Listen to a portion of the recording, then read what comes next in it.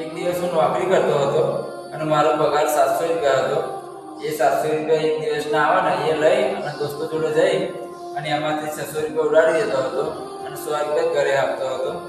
અને હું દોસ્તોને એવું કહેતો હતો કે જીવનમાં આપણે આવ્યા શું લઈ અને જવાના શું લઈ, એટલે કહું ભાઈ હા ને મોજ જ કરવાની.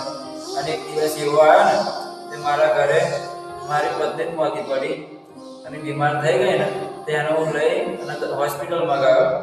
અને દવાખાનામાં ડૉક્ટરે એવું કીધું કે તારે ભાઈ 2 લાખ રૂપિયા જમા કરવા પડશે. તે પછી હું મારા દોસ્તો જોડે ગયો ને તો મારા દોસ્તોએ પણ મને હેલ્પ ના કરી. ફરી મારા હગાવાળા ગયો ને તો એમણે પણ મને હેલ્પ ના કરી કે અત્યાર સુધી તે નોકરી કરી તે અત્યારે શું કર્યું એમ કરીને. ભાઈ એટલે પણ તમે પણ જે સમય બગાડો ને અને જે તમે પણ કામ કરતા હશો ને એમાંથી થોડો ઘણો બચાવ કરજો, નહીં તો જ્યારે આવી દશા આવશે ને ત્યારે તમને ખબર પડશે.